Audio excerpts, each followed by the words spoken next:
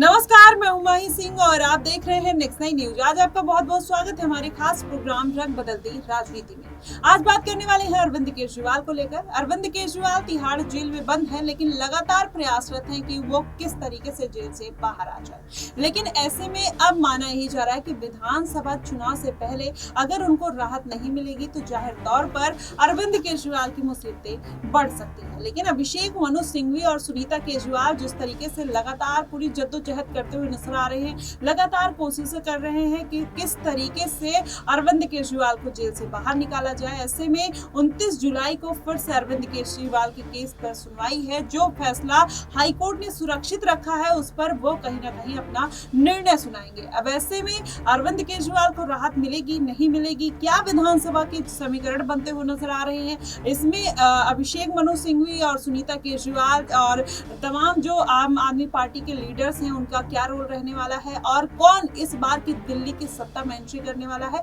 इन तमाम मुद्दों पर चर्चा करेंगे। हमारे साथ आश्रुति मौजूद है। आश्रुति, क्या लगता है कि जिस तरीके से अरविंद केजरीवाल जेल में बंद है और उनकी पार्टी का जो जनाधार है वो लगातार कम होता हुआ नजर आ रहा है, ऐसे में अरविंद केजरीवाल को किसी भी तरीके की राहत मिलने की उम्मीद अभी नहीं दिखाई जा रही है, लेकिन अभिषेक मनु सिंघवी जिस तरीके से प्रयासरत हैं, जिस तरीके से दलीलें रख रहे हैं, पक्ष रख रहे हैं, अंतरिम जमानत मिल गई है कोर्ट से, तो क्या कुछ लगता है कि उनके साथ क्या हो सकता है? देखिए, कहीं ना कहीं आप देखें, अगर थोड़ा गौर करें अरविंद केजरीवाल के मामले में, तो जिस प्रकार से हाल ही में कहीं ना कहीं जो पूरा मामला बढ़ा है और अरविंद केजरीवाल एक लंबे समय से जेल में बंद है। दिल्ली हाई कोर्ट ने हाल ही में अरविंद केजरीवाल की न्यायिक हिरासत को 29 जुलाई तक बढ़ा दिया है। अब देखिए, सुप्रीम कोर्ट से हाल ही में अरविंद केजरीवाल को ईडी के मामले में कहीं ना कहीं आप देखें रिहाई मिलती नजर आई थी, क्योंकि ईडी को बड़ी फटकार कोर्ट में कहीं ना कहीं लगाई गई थी और ईडी को फटकार लगाने के बाद ईडी के मामले में अरविंद केजरीवाल को अंतरिम जमानत दे दी गई थी, रिहाई दे दी गई थी।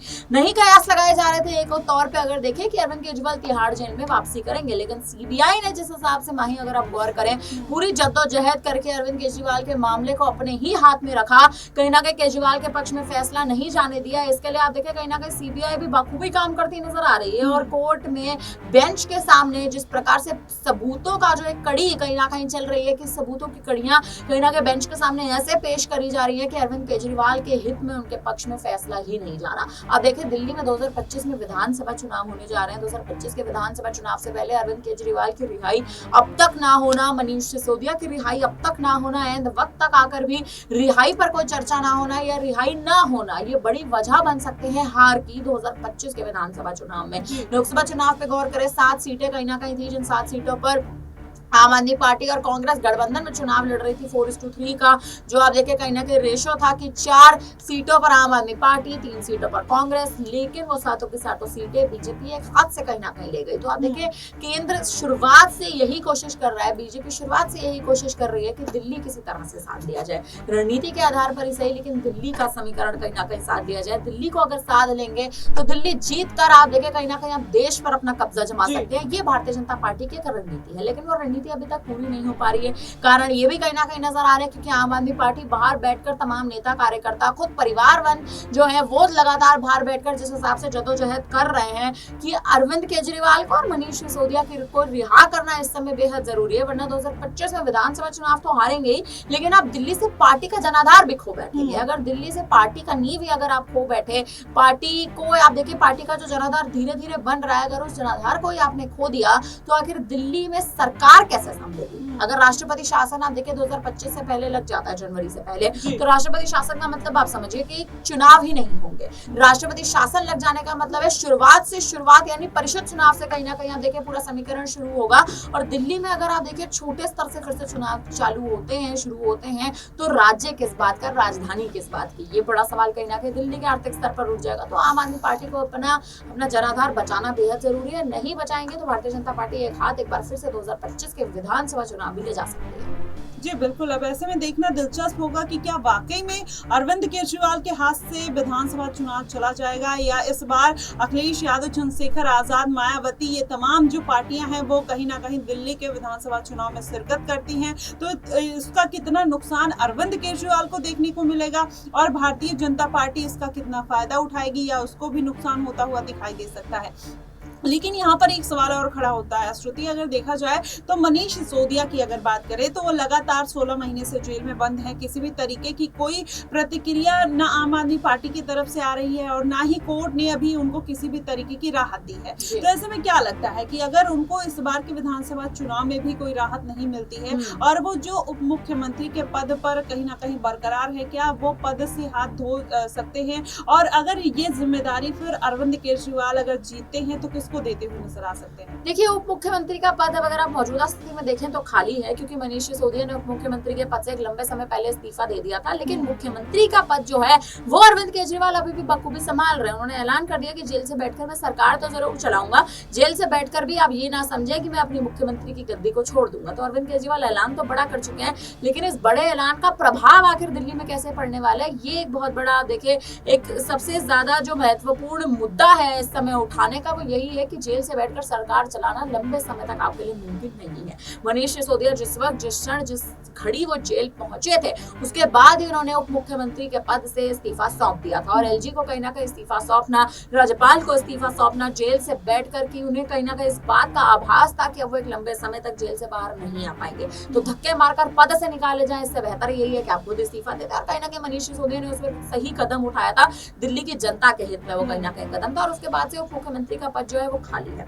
मुख्यमंत्री के पद की बात करें इस समय दिल्ली में अरविंद केजरीवाल, तो वो क्या लगता है श्रुति, वो पद अब अगर इस बार के विधानसभा चुनाव में किसको दिया जा सकता है अगर सिसोदिया बाहर नहीं आते? देखिए, संजय सिंह का नाम चर्चाओं में है। कारण ये है संजय सिंह के नाम का चर्चाओं में रहने का, क्योंकि मुख्यमंत्री की गद्दी पर तो संजय सिंह काबिज नहीं हो सकते। उस मुख्यमंत्री की गद्दी पर तो अरविंद केजरीवाल ही कहीं ना कहीं बैठेंगे, और या फिर अपनी पत्नी सुनीता केजरीवाल को कहीं ना कहीं उस पद पर बिठाते नजर आ सकते हैं, उस सिंहासन की जिम्मेदारी दे सकते हैं। उप मुख्यमंत्री के पद की बात करें तो संजय सिंह का नाम बिल्कुल इस वक्त मौजूदा स्थिति में आ गया। संजय सिंह आप देखें जेल का कार्यकाल पूरा करके आ चुके हैं, लेकिन बाहर आने के बाद वो जिस हिसाब से अब कहीं ना कहीं बयानबाजी कर रहे हैं, वो इकलौते ऐसे नेता हैं जो इस समय आप देखें फ्रंट फुट पर आकर लड़ रहे हैं। अतिशी मारलेना की बात करें, जमीनी स्तर पर प्रदर्शन करने बैठी थी, किस हिसाब से उनके आप देखें उनके स्वास्थ्य पर सवाल उठने लगे, उनका शुगर लेवल डाउन हो गया, ये तमाम मुद्दे संजय सिंह ने भी खुद उठाया और खुद दर्शकों ने भी देखा है कि जिस हिसाब से अतिशी मारलेना प्रदर्शन तो जरूर करने बैठी थी, लेकिन वो प्रदर्शन उन पर ही कहीं ना कहीं भारी पड़ता साफ तौर पर नजर आया है। मौजूदा स्थिति की बात करें, अगर आने वाले समय में 2025 में आम आदमी पार्टी जीतती है तो पद किस तरह से बांटे जाएंगे, वो कहीं ना कहीं समीकरण यही बन सकता है कयासों के तौर पर कि संजय सिंह को मुख्यमंत्री का पद अरविंद केजरीवाल दे दें, या आम आदमी पार्टी एक तरह से कहें तो म्यूचुअली एक तरह से निर्णय लेकर कहीं ना कहीं संजय सिंह को वो पद दे दे। लेकिन मुख्यमंत्री के पद पर या तो अरविंद केजरीवाल काबिज रहेंगे या अपनी पत्नी सुनीता केजरीवाल को बिठाएंगे।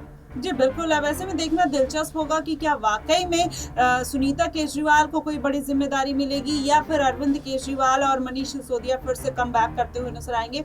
यहाँ पर एक और आखिरी सवाल लेना चाहेंगे आश्रुति, क्या लगता है कि अगर अरविंद केजरीवाल जेल से बाहर नहीं आते हैं और अगर उनको इस्तीफा देना पड़ जाता है तो फिर क्या आम आदमी पार्टी इस बार की दिल्ली की सत्ता से हाथ धो बैठेगी? और क्योंकि ये बात तब निकल कर आती है कि जेल का जवाब वोट से मांगने की कोशिश की थी, लेकिन उसका जनता ने किसी भी तरीके से रिप्लाई नहीं दिया। लोकसभा चुनाव में बुरी तरीके से हार, क्या विधानसभा चुनाव के लिए उनके सारे रास्ते बंद होते हुए दिखाई दे रहे हैं या किसी के साथ गठबंधन करने के आसार हैं? क्या लगता है? देखिए, अरविंद केजरीवाल की जो इस समय स्थिति है, आम आदमी पार्टी की जो इस समय दिल्ली में स्थिति है, वो इसी प्रकार की है कि आपको गठबंधन कर लेना चाहिए। अगर आप गठबंधन नहीं करेंगे तो आम आदमी पार्टी से जनता का भरोसा धीरे धीरे थितर रहा है। अगर वो भरोसा पूरी तरह से खत्म हो जाता है आने वाले समय में और भारतीय जनता पार्टी इसका पूर्ण फायदा उठाती है, तो कहीं ना कहीं मुझे लगता है आम आदमी पार्टी पूरी तरह से अपना जो एक वर्चस्व है दिल्ली से खो बैठेगी। लेकिन वही दूसरी ओर अगर गठबंधन के लिए आप हाथ बढ़ाते हैं, देखिए गठबंधन के लिए भी अगर थोड़ा जिक्र करें, कहीं ना कहीं आम आदमी पार्टी कांग्रेस के साथ गठबंधन तोड़ चुकी है, साफ ऐलान कर चुकी है कि गठबंधन केवल लोकसभा चुनाव के लिए था, विधानसभा चुनाव के लिए नहीं है। भारतीय जनता पार्टी की ओर तो आप देखिए जाहिर तौर पर आम आदमी पार्टी नहीं जाएगी। तमाम जो सहयोगी दल है, जो छोटे दल है, उनको अपनी ओर कहीं ना कहीं आम आदमी पार्टी कर सकती है। और सबसे बड़ी बात, चंद्रशेखर आजाद का दल यानी आजाद समाज पार्टी, उत्तर प्रदेश में जिस आजाद ने इस बार नगीना की सीट से जीत दर्ज की है, बड़ा ऐलान चंद्रशेखर आजाद कहीं ना कहीं कर चुके हैं कि अब दिल्ली, हरियाणा, महाराष्ट्र, बिहार, जहां जहां भी विधानसभा चुनाव आने वाले समय में होने जा रहे हैं, अपने प्रत्याशियों को वहां से बखूबी उतारेंगे, कार्यकर्ताओं को मौका देंगे और कहीं ना कहीं आजाद समाज पार्टी की जो रूपरेखा है उत्तर प्रदेश से बढ़ाकर दिल्ली, हरियाणा, महाराष्ट्र तक भी खींचते नजर आ सकते हैं।